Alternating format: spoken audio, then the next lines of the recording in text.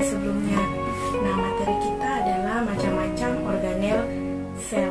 Nah, pada pertemuan sebelumnya Ibu sudah menyebutkan organel sel apa yang akan kita bahas pada video ini. Nah, organel itu yang pertama ada plasmalemma, kemudian retikulum endoplasma, kemudian ada aparatus Golgi, ada lisosom, ada ribosom, plastida, centriol, sitoskeleton, pereksisom, intisel, vakuola, serta silia atau flagel. Nah, pada pertemuan kali ini kita akan membahasnya satu persatu hingga tuntas. Oke, poin yang pertama adalah plasmalemma. Biasa kita kenal dengan membran sel atau selaput sel. Jadi, plasmalemma ini merupakan membran sel atau selaput sel yang letaknya itu dia paling luar. Dia terdiri dari senyawa kimia yang kita kenal sebagai lipoprotein. Nah, lipoprotein ini merupakan gabungan antara lemak dan protein. Nah, di dalam plasmalemma ini dia perbandingannya antara 50 berbanding 50. Nah, lipid yang terdapat di dalam plasmalemma ini adalah fosfolipid. Oke, selanjutnya Ibu akan menampilkan PowerPoint tentang materi kita dan akan menjelaskannya lebih detail lagi. Kalian bisa mengambil buku catatan kalian sambil Ibu menjelaskan. Kemudian Ibu juga tetap akan menampilkan PowerPoint pada video kali ini. PowerPointnya itu lebih utuh karena agar kalian lebih mudah untuk melihatnya dan lebih jelas lagi. Oke, selanjutnya kita masuk ke struktur dari plasmalemma. Oke, ini merupakan gambar dari struktur plasmalemma. Nah, di sini kita bisa lihat pada gambar dia terdiri dari lipoprotein, di mana lipoprotein ini merupakan gabungan antara lemak dan protein. Selanjutnya kita bisa lihat di sini ada juga glikoprotein. Glikoprotein ini merupakan senyawa karbohidrat yang berikatan dengan protein. Ada juga glikolipid. Nah, glikolipid ini merupakan senyawa karbohidrat yang berkaitan dengan lipid. Dan kalian bisa baca di situ juga ada namanya fosfolipid. Nah, fosfolipid ini merupakan gabungan antara lemak dan fosfat yang berikatan dengan hidrofilik dengan ujung polar atau larutan di dalam air. Oke, selanjutnya kita masuk ke fungsi dari membran sel. Di sini tetap Ibu tampilkan fungsi dari membran sel. Yang pertama yaitu tempat berlangsungnya berbagai macam reaksi kimia. Kemudian melindungi bagian sel dan memberikan bentuk bagi sebuah sel. Dan yang ketiga sebagai reseptor. Nah, dia ini sebagai reseptor pada rangsangan yang ditujukan bagi sebuah sel. Nah, selanjutnya membran sel bisa menjadi media komunikasi antara lingkungan dalam sel dan lingkungan di luar sel. Dan yang terakhir melakukan seleksi terhadap berbagai zat yang masuk maupun yang keluar. Nah, makanya tadi dia dikatakan semi permeabel karena tidak sembarang zat atau molekul yang bisa masuk atau menembus membran sel ini. Jadi dia melalui seleksi dulu dan yang menyeleksinya adalah membran sel. Jadi dia akan menyeleksi yang keluar dan yang akan masuk. Jadi itu adalah fungsi dari membran sel. Selanjutnya kita akan membahas ciri-ciri dari membran plasma. Nah, ciri-ciri yang pertama ini membran plasma atau membran sel ini terdiri dari dua lapis fosfolipid.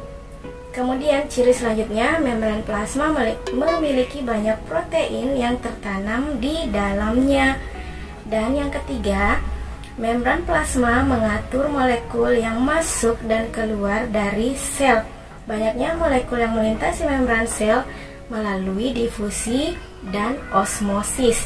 Jadi nanti ada transport membran, di situ Ibu akan menjelaskan perbedaan antara difusi dan osmosis. Nah, selanjutnya struktur dasar membran adalah bagian lapisan ganda fosfolipid dan membentuk penghalang yang stabil antara dua kompartemen berair. Selanjutnya protein hadir dalam membran plasma bertindak sebagai pompa, saluran, reseptor, enzim, dan komponen struktural. Poin yang kedua. Nah, poin yang kedua ini merupakan RE atau biasa kita kenal dengan retikulum endoplasma. endoplasma. Ada yang tahu apa retikulum endoplasma itu? Nah, Ibu yakin beberapa di antara kalian sudah tahu apa retikulum endoplasma itu, apalagi kalau kalian belajar sebelumnya memasuki materi ini. Nah, untuk memperjelas lagi, Ibu akan menjelaskan ulang apa sih retikulum endoplasma itu. Nah, jadi retikulum endoplasma ini merupakan membran lanjutan yang terdapat di dalam sel tumbuhan, ada di sel hewan, dan tidak ada dalam sel prokariotik. Oke, sekarang kita masuk ke fungsi dari retikulum endoplasma. Nah, saya harap anak-anakku sekalian memperhatikan fungsi dari retikulum endoplasma. Ini Ibu tampilkan PowerPoint-nya ya, kalian simak baik-baik. Nah, yang pertama itu adalah retikulum endoplasma. Dia bertanggung jawab untuk transportasi protein dan karbohidrat untuk organel lain yang meliputi lisosom, aparatus Golgi, membran plasma. Nah, yang selanjutnya, retikulum endoplasma ini memainkan peran penting dalam pembentukan kerangka tulang. Dan yang ketiga, retikulum endoplasma ini dia menyediakan luas permukaan yang dapat meningkatkan untuk reaksi seluler dan membantu dalam pembentukan membran nukleus selama pembelahan sel. Yang terakhir, retikulum endoplasma memainkan peran penting dalam sintesis protein, lipid, glikogen, dan steroid, dan kolesterol, progesteron, dan testosteron. Oke, selanjutnya retikulum endoplasma, dia itu terbagi menjadi dua. Yang pertama adalah retikulum endoplasma kasar dan retikulum endoplasma halus. Nah, di sini Ibu akan menampilkan tabel perbedaan antara RE kasar dan RE halus. Kalian, anak-anakku sekalian, simak baik-baik ya perbedaan antara RE kasar dan RE halus. Kalian sudah lihat tabel perbedaannya kan? Nah, di sini perbedaan dari retikulum endoplasma halus dan retikulum endoplasma kasar. Kita lihat yang pertama itu ada pada struktur. Kalau RE kasar dia lamela atau sisterna, sementara RE halus itu dia pipa atau tubulus.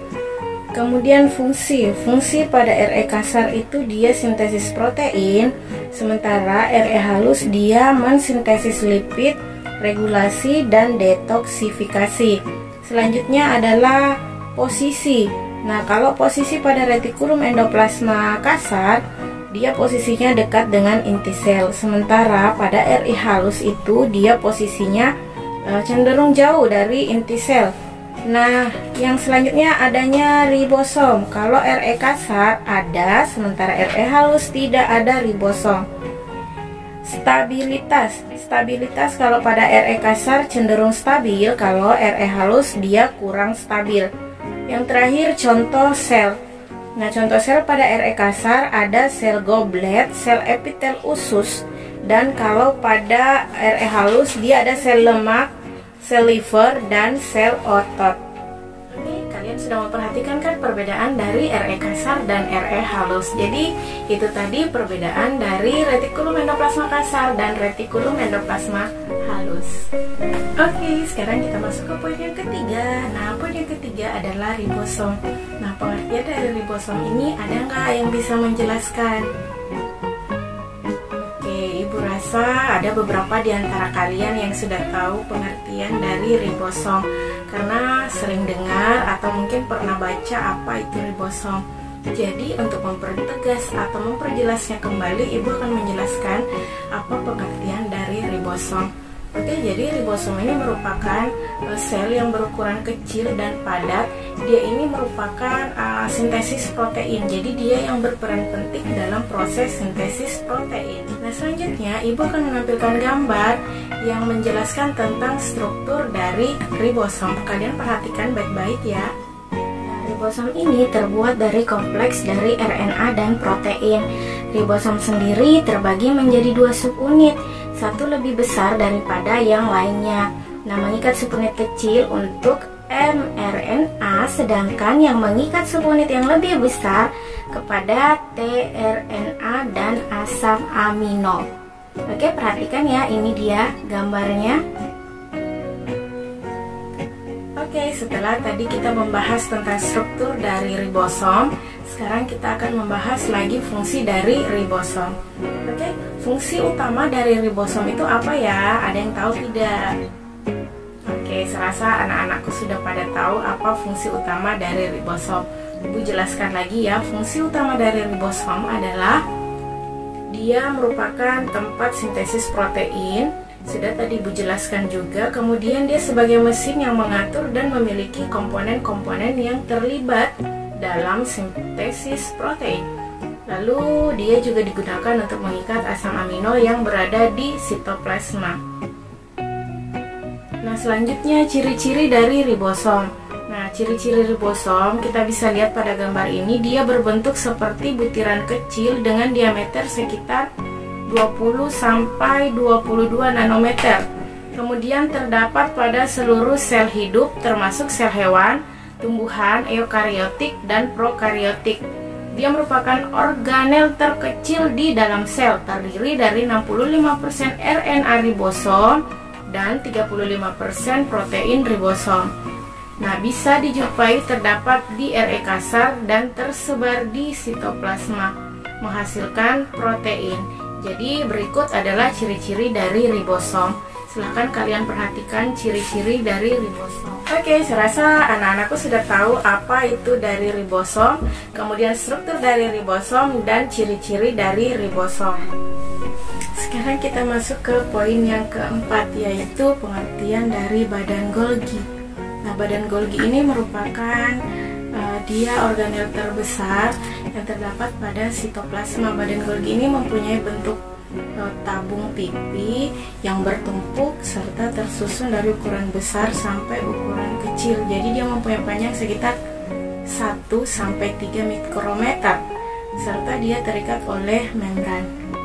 Bentuk badannya dia terdapat pada sel hewan dan juga pada sel tumbuhan.